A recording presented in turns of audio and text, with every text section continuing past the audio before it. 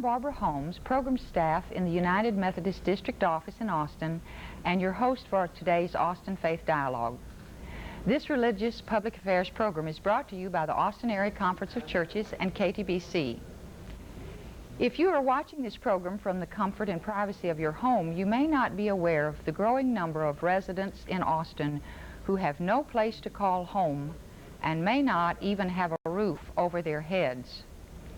According to the City of Austin Homeless Task Force, there are 1,300 people homeless and living on Austin streets. There are 1,500 families without a home of their own, living with friends and relatives in overcrowded conditions, according to the Concerned Citizens for Austin Housing. There's been a growing awareness of the serious nature of the problem across the community. Channel 7 ran a series on the homeless as part of its news report.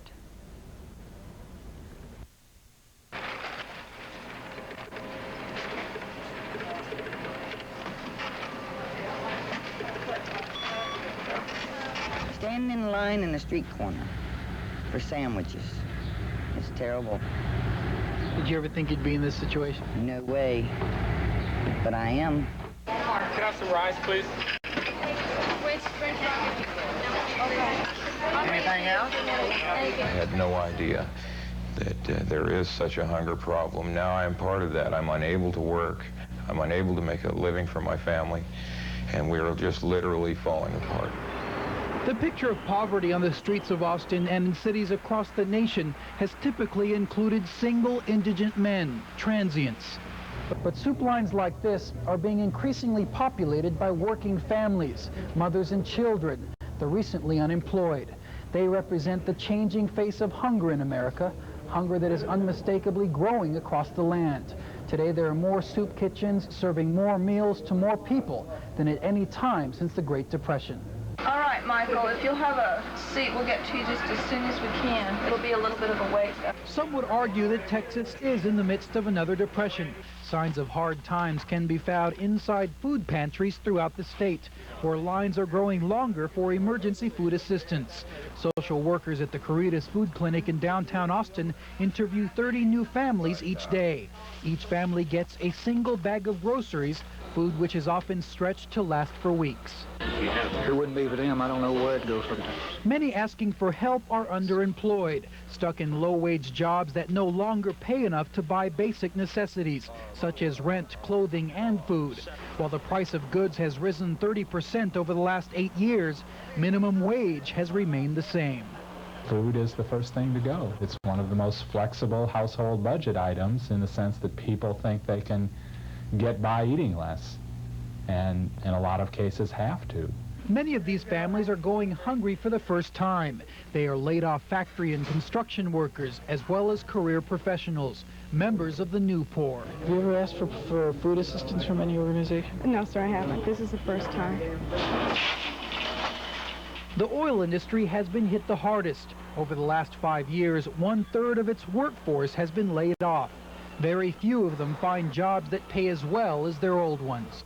The unskilled portion of our industry is really a sad tale, similar to the treks of people during the Depression in the early 30s, going through Oklahoma on their way to California from one disaster to another, trying to find a way to make ends meet and to get an honest day's work. I see more and more people being pushed down out of whatever class they've been in, pushed down into the next one. I've seen people drop even lower than that. But the changing face of hunger at home goes beyond blue-collar Americans. There are faces of children and elderly as well. Tomorrow night, we'll have their story. Gary Gabriel, Channel 7 News, 10 o'clock report. Earlier this year, affordable housing was the subject of an Austin Faith Dialogue program. It presented an overview of the problem. Today's program is one of a three-part series that will take an in-depth look at some of the people who are homeless, some of their problems, and some programs working on solutions. Our guests today are individuals struggling with housing difficulties. They are the real people the statistics represent, and they're willing to talk about their personal experience. Join me now as we meet them. I'd like to welcome you all. This is Larry Ragston, a single man who is literally homeless. He sleeps in his pickup, but he has a part-time job, and we'll talk with him. And here we have Perfecto Areola. Perfecto Areola. I knew I'd do that. Pardon me. We're glad to have you. He and I have visited extensively, and he has come to Austin and has had some real tough times that he's willing to talk about. Yes, ma'am. And this is Eva Avila, who is the wage earner in 11-member family that live together in an apartment. And so these people represent of different kinds of people, some who do have shelters, it's a struggle to keep the roof over their head, some who've made it up a little, and some who are really struggling, and we are so grateful that you are here. Larry, you've come to Austin in the last 8 or 10 years. I understand that you have managed to hang on to your car, and it's a pickup. It's a pickup truck. And you sleep, that's where you sleep? That is where I sleep. That's your home? That's my home. It's my bed. It's everything to me right now. And you have worked out a situation where you are able to have a roof over your head because you went to Hobo, the organization helping our brothers out, yes, and you stay there at night, yes, and are off the streets. Yes. So, Eva, you've had a number of moves in the last several years, and I'd like for each of you to tell a little bit about the situations that have kind of brought a downward spiral. Larry, what was it for you that things started going bad that has resulted in the situation you're in? If I were to put a finger on it, I'd say it was a combination of things, starting with a failed relationship and some bad decisions on my part that were made during the aftermath of the demise of the relationship.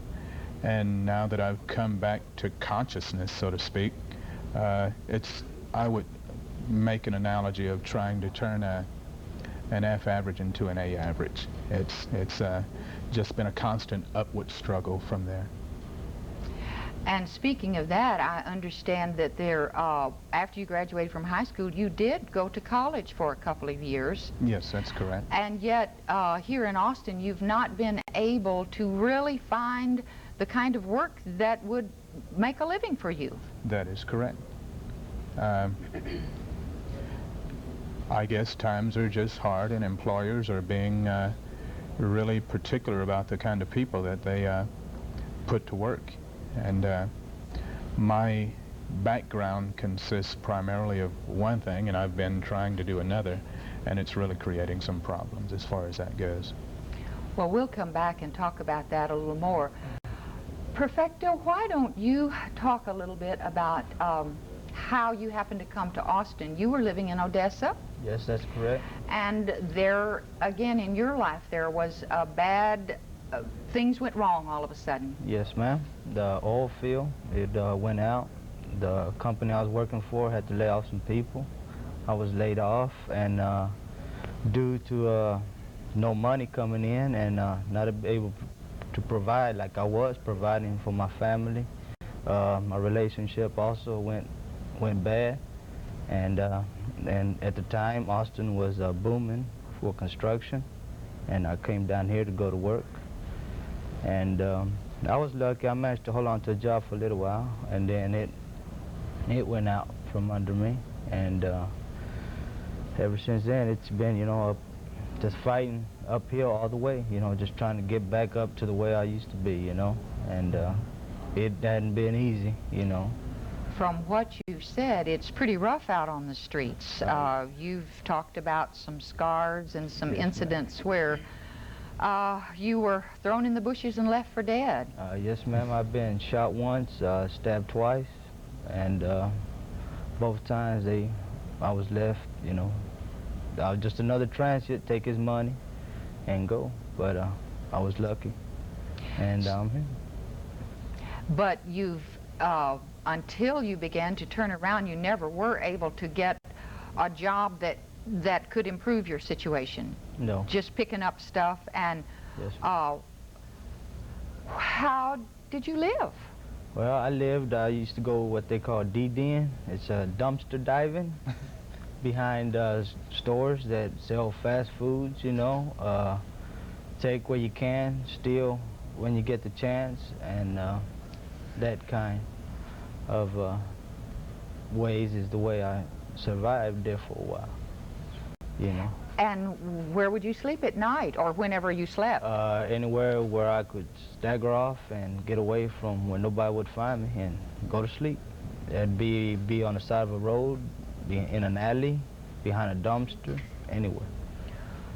Were there lots of people in your kind of circumstances? At the time, there was, yes, ma'am. And even then, when we thought we were safe and not bother nobody, you know, something would always happen, you know. If it wasn't the police officers to run you off private property, it was people coming by and yelling, you know, at you and abusing you with bad words, so forth, beer bottles, rocks, that type of thing. Well, as we look at the bad times, Eva, you've managed with your family to have a place to live, but let's talk a little bit about your situation. You have a large number of children, and you've had to move several times. Your situation is more a question of affordable housing. That's correct. But the thing that seemed to turn things bad for you was when your husband had an accident. Is that correct? That's correct, Barbara. Actually, when the workman's comp ran out after the accident, and we were living, I had gotten laid off on my job just shortly after. And your work is? I was teaching at the time. I was teaching nursing at the time. I'm a nurse. I'm an LVN. And I got laid off my job just shortly after he had his accident. And so we lived on what little bit of workman's comp that he had. Also my unemployment, which ran out in 9 months. So it wasn't a whole lot to live on, to pay the rent on, and to survive on. Now, there are how many members in your household? There are 11 members. And I understand that you're also responsible, or share the responsibility for your mother, who has some major health problems. That's correct. Tell a little bit about that. Well, my mother was working, had a steady job at the University of Texas, and had to medically retire. She has multiple problems, multiple health problems, which she had to quit work behind, and she requires a lot of medical attention, and there was just no place for her to go, so she moved in with my uncle and her brother and her mother, who is 90 years old, and they both became medically disabled, and then she had to move in with my sister. So that's where she's at now. So not only are there housing problems, there's health problems also. Housing and health, that's correct. And in your apartment, you have 3 generations. That's correct. Because you have grandchildren living with you. Yes. So there are how many children? There are 9 children altogether. Well, 9 including the grandchildren. With the grandchildren. And a while ago you were talking about you had to move when the workman's comp ran out. Tell us a little bit about the procedures that you went through when you found you had to go to another place. What did you run into? Of course you were looking for a place that you could afford. Did you look at public housing?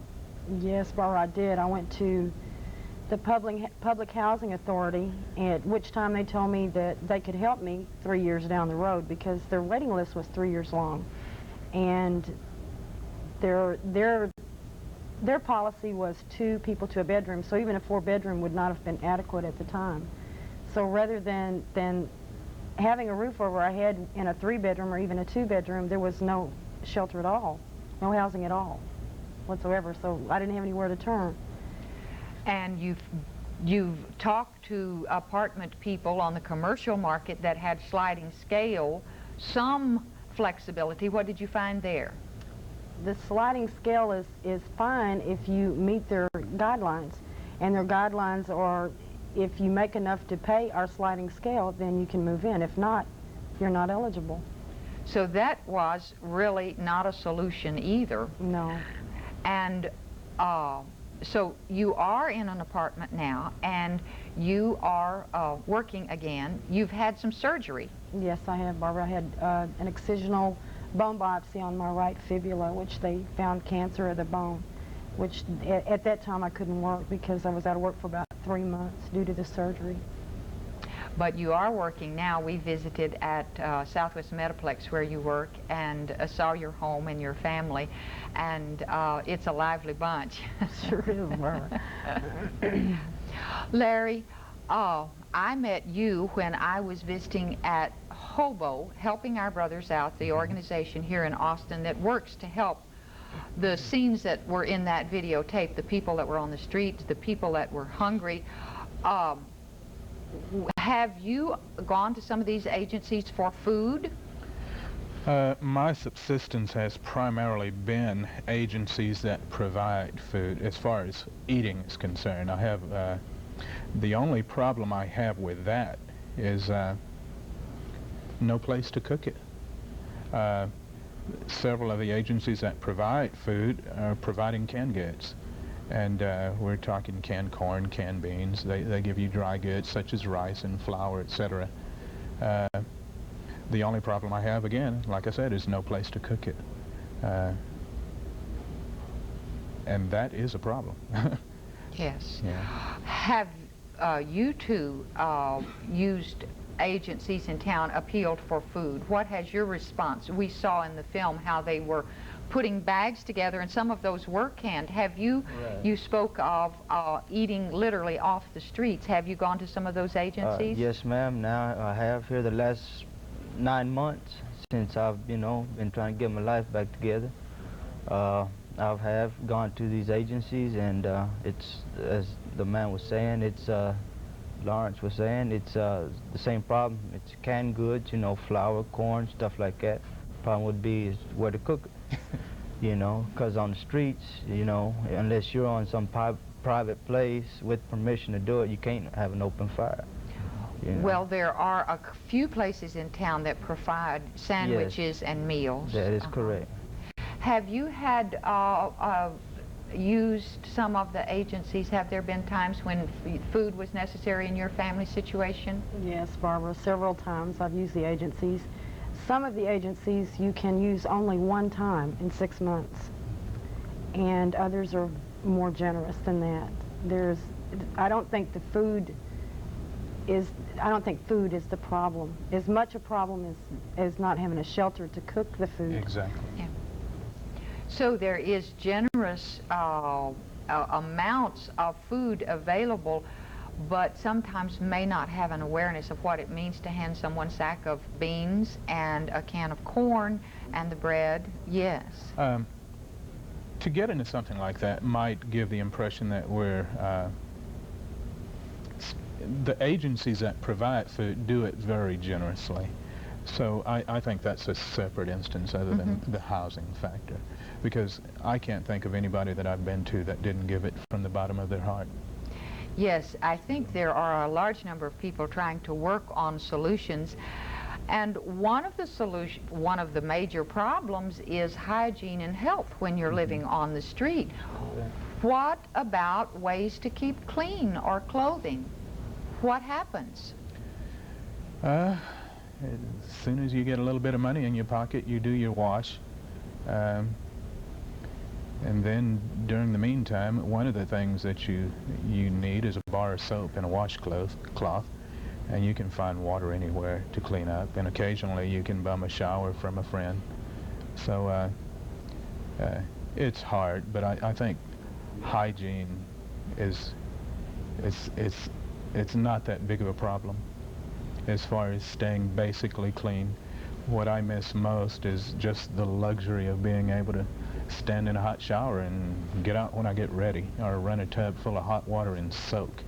The kind of things that most people would just probably take for granted.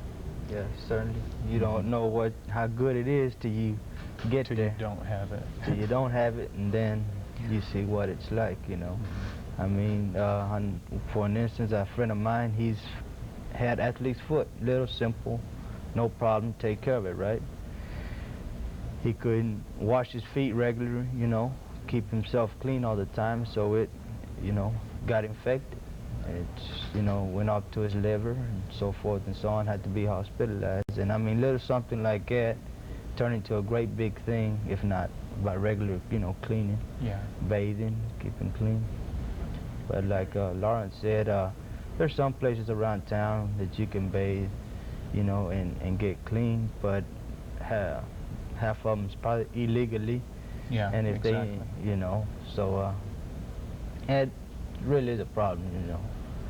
You know, you get out here on the bike trails where they got the showers at, you know, security will run you off. You're not a jogger, you can't bathe here, that type of thing. So, you know, it's kind of hard. Unless you got your roof over your head and shower, running water, and a place to cook, it's, you know, it's pretty rough out there. Well, Larry, the tough luck that you've had, you went to the Hobo organization to see if there might be better employment available for you. What are you trained to do? What would you like to find as far as employment? I know you'd probably take anything. I would take anything that I could get my hands on to make enough money to afford to live off of singly. And those are criterias that I have. And you're working at a laundromat now, I believe, and it's very part-time work. That's correct. But that does provide a little. Perfecto, from your story, I have the feeling that you may be turned a corner. What do you think might be the next steps in the future for you? The future for me would be to get more spiritually stronger, you know, and got to, because them streets, they'll wear you down, and if you let it get to you, you'll be right back where you started. But I'd like to do that and just get me a job so I can get my kids back together, back with me, so we can be a family again. You'd like to have your family together? That's it. Well, Eva, as you continue with your work, I know that your husband is disabled, but there's a possibility that he might have some employment prospects down the road. That's correct, Barbara. There's a process that he has to go through for disability because of his accident, and that's a long waiting process. But there's a lot of good hope that he'll be back in training soon and have steady employment so that we can really get steady on our feet. Maybe not have to lose our home again. And move again, and uproot the children. And again. That's correct. Well, you have been most gracious. I know that you've really had some tough times, and I know the viewers appreciate your being candid and talking about your situation. I think it helps all of us to understand a little more when we know firsthand the kind of things that you've experienced. So I'm just so grateful that you did choose to say yes and be here as a guest today. You're welcome. Sure. The Mayor's Task Force on the Homeless convened city and private agencies for an intense study in an effort to understand the problems and offer solutions about the homeless in Austin. After meeting for over a year, this group developed a plan intended to manage the problems and to enable the homeless individuals to remove themselves from the streets. If you're a concerned individual or a group, you can begin working on this problem with a major project such as shelter, showers, hygiene, food, or you can just take one small part of the problem. You can see from the task force ideas that there's some ways that you can become a part of improving the conditions for the homeless in Austin. Next week we'll continue this series, and we hope you will join us to examine some of the specific problems of the homeless. Thank you for watching Austin Faith Dialogue. Good day.